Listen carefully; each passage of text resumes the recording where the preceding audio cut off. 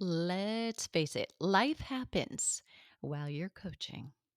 Sharing personal experiences and stories can be really valuable for clients. However, when and if you're in the middle of it, you shouldn't be healing from the stage, is what we call it as professional speakers. We've talked about that.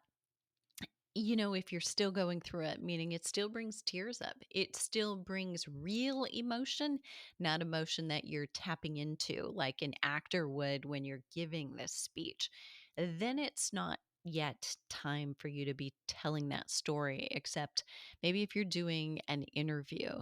But do think about this, that you will get better, you will be through it, you have stories already, you've come through. These actually can help your clients make breakthroughs.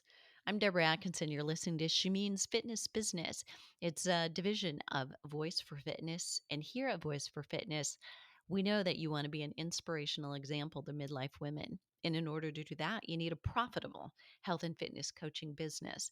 And the problem is a lack of clients, or maybe a lack of money, and you're not charging enough, which both make you feel uncertain about whether you can really succeed. We believe you deserve consistent, dependable revenue from clients you love. And I can understand exactly how this feels because I've been there too, potentially be- below where you are now, I promise you, which is why I now train fitness pros internationally and talk about my story. Here's how I do it. I meet with you on a call one on one.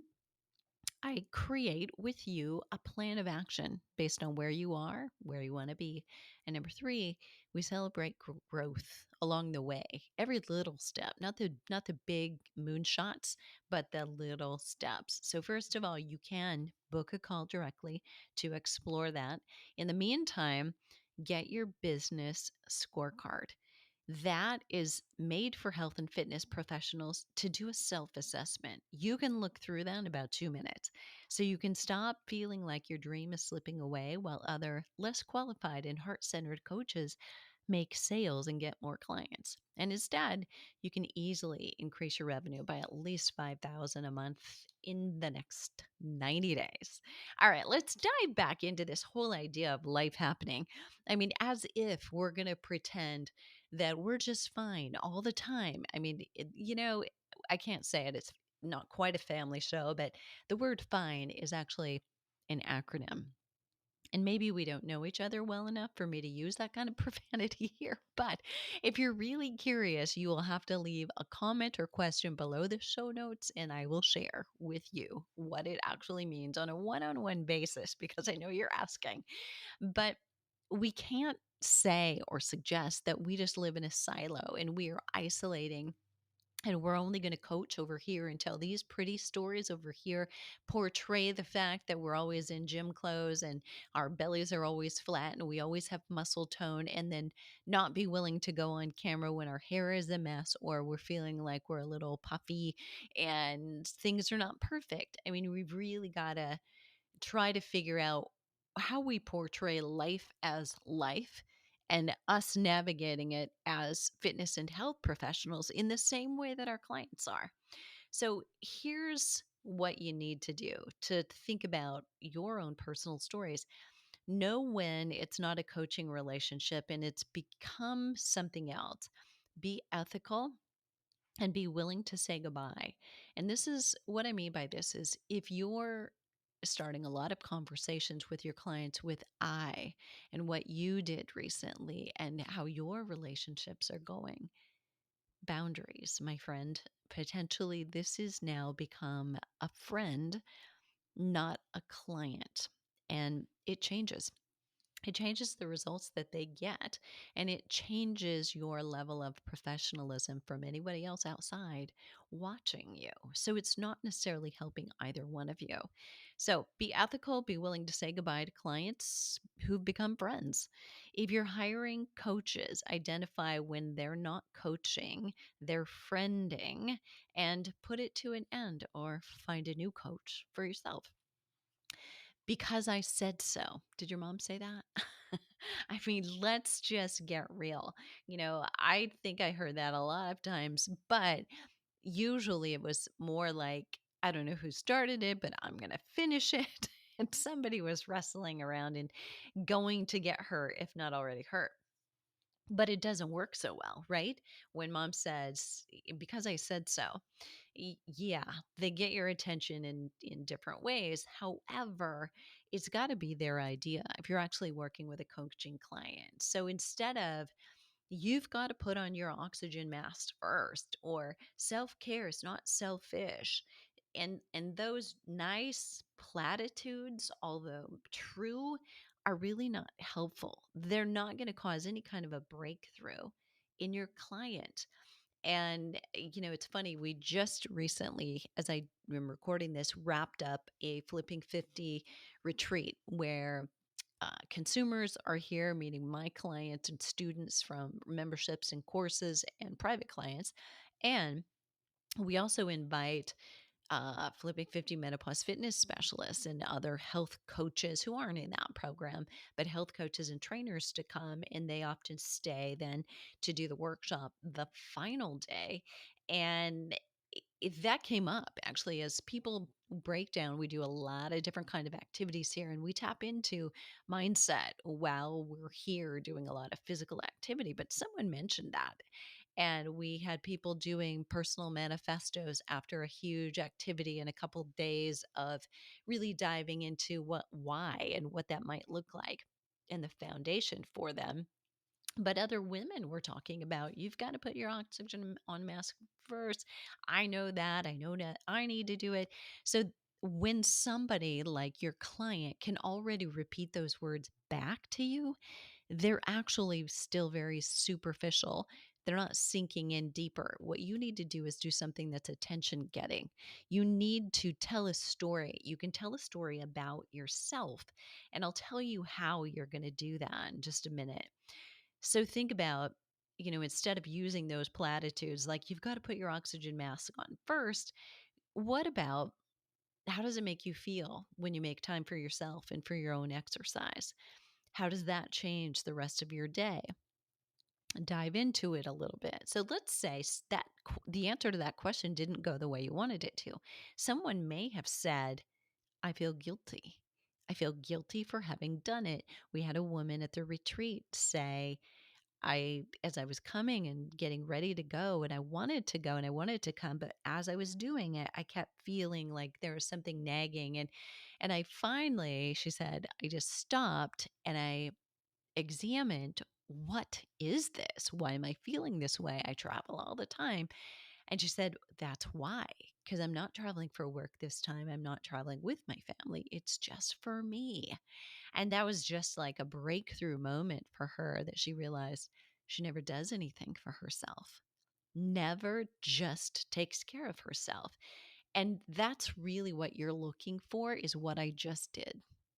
I just shared a story, but could you see yourself in that story? Could you hear a woman or see a vision of a woman telling that story, or maybe put yourself in that story?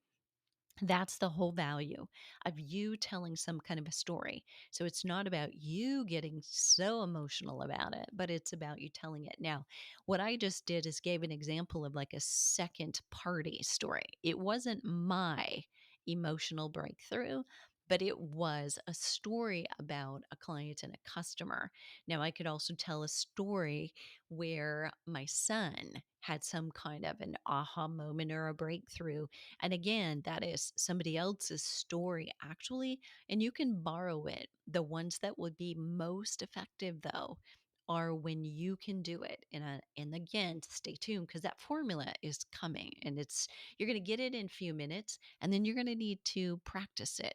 You've got stories, and you'll just need to go back in your index file of memories and plug this in a way that you could do this on a stage, on a podcast, on a masterclass that you deliver or create, and on one where you might be a guest. All of those will apply.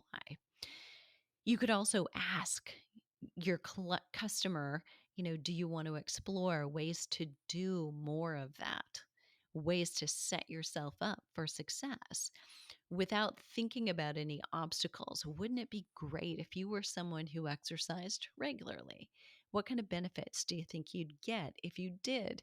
And these are all ways to explore for somebody who may have struggled with motivation to do it and or who just doesn't struggle with the motivation but just is pulled in so many directions that they short sheet themselves out of exercise. Another kind of coaching set of phrases might be, you mentioned you always get hurt when you get started or you're getting into a routine. Say more about that. And you said you're suffering from hot flashes and night sweats. What kind of exercise and nutrition changes have you made to mitigate that? That leading question may leave them staring back at you like a deer in the headlights because they may not know that the exercise they're doing right now is number one, not helping them reduce hot flashes and night sweats and maybe causing it. They don't know that there are ways to change their exercise so that they can stop hot flashes and night sweats or significantly reduce them, and some dietary changes as well that are within scope of practice for you to tell them about can actually support and change them. So asking these questions may open the conversation so that they invite the teaching as opposed to coaching, which is what I'm helping you do right now, is just become a better coach. And if you were being a better coach, you can tell stories one on one, or you can coach to a group sharing stories. And it's very effective, as well as, let's say you're doing a keynote or a breakout session for someone. That is still a moment when you could be storytelling and essentially coaching, not preaching or teaching. And people really don't like that. Okay, one more. You mentioned you're doing a lot of walking and you lift weights regularly. Can you describe that in detail so we can determine how well that matches the best recommendations for women in menopause? So, again, you're hinting when you do that, that you can tell them that there are some changes that we know scientifically work better for women in midlife than other things that we've been led to believe our entire lives. Let's dive into the stories. So, here's your homework. Yes, I know. How rude. It's a podcast. Are you kidding me? Here's homework. So, I want you to just go through your filing cabinet, your mental filing cabinet. You could come up with stories that were from your youth, from when you were in college, from when you were a young adult mom, new mom. Not everybody can do that, but you may be able to do that. It doesn't have to be like right now in the moment. So keep that in mind. But you want to kind of be able to frame, here's the formula for telling a story and how you increase your rapport by doing it.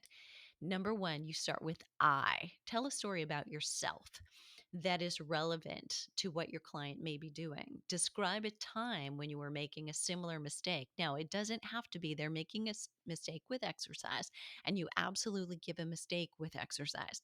It could be, yes, they're making a mistake with exercise, like doing too much, and you draw an analogy with working too much to get ahead and how that backfired on you, or eating too healthfully and how that backfired.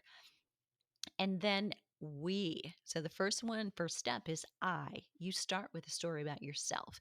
You're admitting vulnerability. You're telling them about you behind the scenes. You're not perfect. Then we. Bring yourself to the customer. You want to connect with them and pull yourself together. Like collectively, we do this. Refer to you as one of them or just like her. You're no longer on a pedestal. You're okay. We're in it together. And number three, so you've got I, then we, and the last one is you. So ask at the end of your story, after you tell on yourself and you describe what you did and how you finally got full circle to the correct thing. Say, and what about you? Do you ever, or did you ever, or have you ever? Those kinds of questions. But literally, you're going to ask, and what about you? Have you ever done something like that? That's a from stage formula right there. It's you're starting with a story about yourself and you're painting the picture what it looked like, it smelled like, it tasted like, what color you were wearing, what the wind felt like, or the sun on your face. So they can see themselves there in the picture and feel what you were feeling when you were doing it. I have a friend, some of you may know her, Trisha Nelson, I'm sorry, from Heal Your Hunger. In one of her TEDx talks, she literally went into digging through the garbage when she was an emotional eater, and she told that story. She told what she was thinking and feeling while doing it. And then she gets to other points and pulls them in. I would love to know if this was helpful for you. And I'd love to know if you've practiced this. In a new upcoming masterclass for continuing education credits for Flipping 50 menopause fitness specialists and other health and fitness pros, I'm going to dig a little deeper into this. It'll be called The Essential Coaching Skills for Working with Midlife Women. It'll be just about a 90-minute to 2-hour course. We have final recordings coming up. I'm actually working hot and heavily on it right now. But if you want some examples of literally how to increase and enhance your skills in working with women, and you need the continuing education credits anyway, stay on our subscriber list. You can do that by getting this scorecard that is in this show notes. So, show notes for today will be at fitnessmarketingmastery.com/health coaching tips. What are you waiting for? That was a pregnant pause, wasn't it? Health coaching tips. And what are you waiting for? The world needs you right now more than ever.